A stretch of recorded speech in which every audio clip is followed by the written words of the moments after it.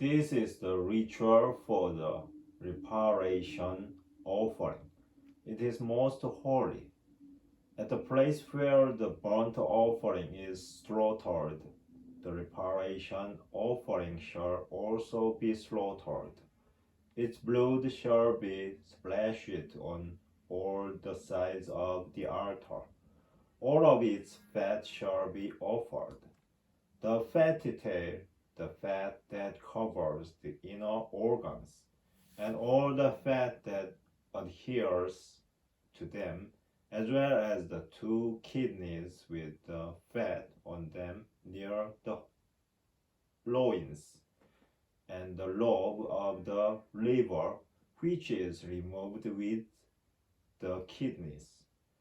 The priest shall burn these on the altar as an oblation to the Lord. It is a reparation offering. Every male of the priestly line may eat of it, but it must be eaten in a sacred place. It is most holy. Because the purification offering and the reparation offering are alike, both have the same ritual. The reparation offering belongs to the priest who makes atonement with it. As for the priest who offers someone's burnt offering, to him belongs the hide of the burnt offering that is offered. Also, every grain offering that is baked in an oven or made in a pan or on a griddle shall belong to the priest who offers it, whereas all grain offerings that are mixed with oil or are dry shall belong to all of Aaron's sons without distinction. This is the ritual for the communion sacrifice that is offered to the Lord. If someone offers it for thanksgiving, that person shall offer it with unleavened cakes mixed with oil, unleavened wafers spread with oil, and cakes made of bran flour mixed with oil and well kneaded. One shall present his offering together with loaves of leavened bread along with the thanksgiving communion sacrifice. From this, the individual shall offer one bread of each type of offering as a contribution to the Lord. This shall belong to the priest who splashes the blood of the communion offering. The meat of the thanksgiving communion sacrifice shall be eaten on the day it is offered. None of it may be kept till the next morning. However, if the sacrifice offered is a votive or a voluntary offering, it shall be eaten on the day the sacrifice is offered, and on the next day what is left over may be eaten. But what is left over of the meat of the sacrifice on the third day must be burned in the fire. If indeed any of the flesh of the communion sacrifice is eaten on the third day, it shall not be accepted. It will not be reckoned to the credit of the one offering it. Rather, it becomes a desecrated meat. Anyone who eats of it shall bear the penalty. Should the meat touch anything unclean, it may not be eaten, but shall be burned in the fire. As for other meat, all who are clean may eat of it.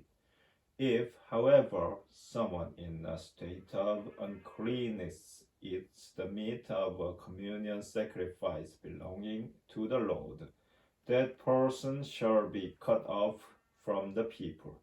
Likewise, if someone touches anything unclean, whether it be human uncleanness, or an unclean animal, or an unclean loathsome creature, and then eats the meat of the communion sacrifice belonging to the Lord, that person too shall be cut off from the people. The Lord said to Moses, "Tell the Israelites, you shall not eat the fat of any ox or sheep or goat, although the fat of an animal that has died a natural death or has been killed by wild beasts may be put to any other use. You may not eat it. If anyone eats the fat of an animal from which an oblation is made to the Lord, that person shall be cut off from the people. Wherever you dwell, you shall not eat any blood, whether of bird or of animal. Every person who eats any blood shall be cut off from the people." The Lord said to Moses, "Tell the Israelites, the person who offers a communion sacrifice to the Lord shall be the one to bring from it the offering to the Lord.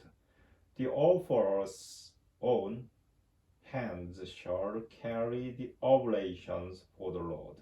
The person shall bring the fat together with the brisket, which is to be raised as an elevated offering before the Lord.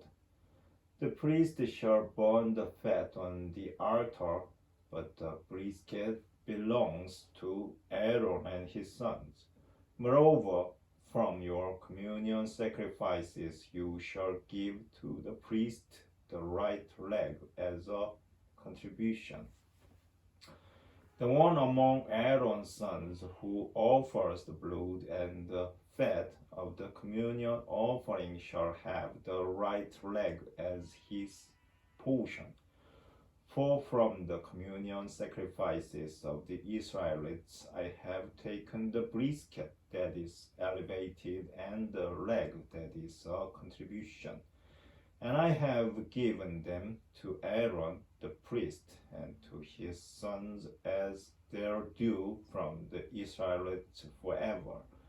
This is the priestly share from the oblations for the Lord, allotted to Aaron and his sons on the day they were brought forth to be the priests of the Lord, which the Lord ordered to be given them from the Israelites on the day they were anointed, as their due throughout their generations forever. This is the ritual for the burnt offering, the grain offering, the purification offering, the reparation offering, the ordination offering, and the communion sacrifice, which the Lord enjoined on Moses at Mount Sinai at the time when he commanded the Israelites in the wilderness of Sinai to bring their offerings to the Lord.